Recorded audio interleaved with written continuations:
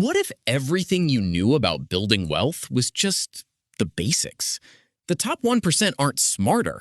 They just know a few tricks most people never get taught. The average Canadian or American saves what's left over after spending. The wealthy do it in reverse. They protect their money first, then spend what remains. Income comes in, rent takes a slice, subscriptions take another, coffee takes a third.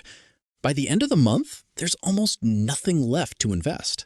Wealthy people automate savings the moment a paycheck hits. Before bills, before fun, they pay themselves first, every single time. Set it and forget it. Automated transfers to investment accounts mean wealth builds even while you sleep. No willpower required. Here's the thing. It's not just how much you save. It's where you put it. The accounts you use can save you thousands in tax every single year. Canadian? Your tax-free savings account is one of the most powerful tools on earth. Every dollar of growth inside it, dividends, interest, capital gains, is completely tax-free. If you've never contributed, your room has been stacking since 2009. Potentially over $95,000 in available contribution room sitting untouched right now. Your RRSP lets you contribute pre-tax dollars. That means if you earn $80,000 and contribute $10,000, the government taxes you as if you only earned $70,000. Instant win. Many Canadians get a tax refund check after maxing their RRSP, and the smart ones immediately reinvest that refund back into their TFSA.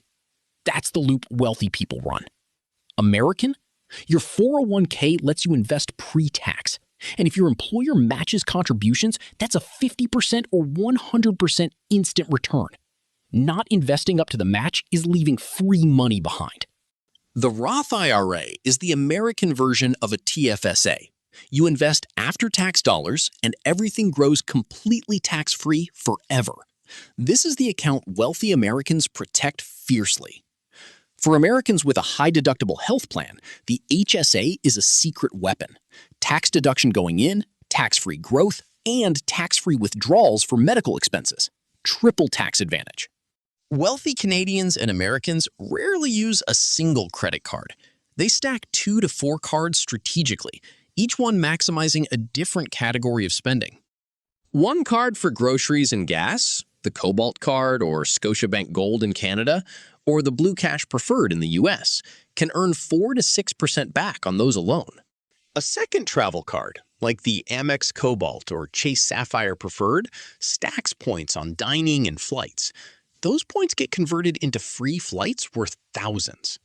For everything that doesn't fit a bonus category, a no-fee card earns flat 1.5% or 2% cash back on everything else. Every dollar works for you.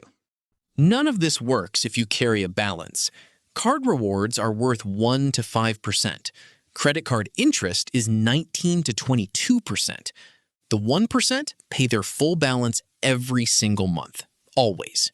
Beyond accounts and cards, there's a whole layer of fintech tools that the wealthy quietly use.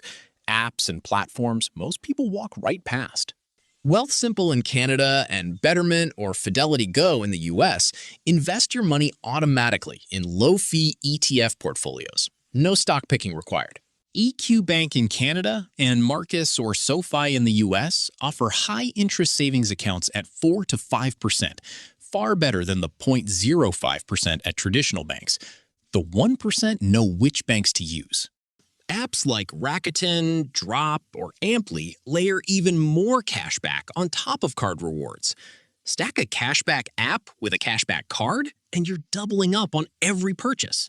Wealthy Canadians park dividend stocks inside their TFSA, so the income is completely tax-free. Royal Bank, Enbridge, BCE, these pay regular dividends for decades. Warren Buffett's own advice. Put it in low-cost index funds and leave it alone. XEQT in Canada, VOO in the US. Simple, boring, and historically unbeatable over 20 years. The wealthy obsess over buying assets, things that put money in their pocket.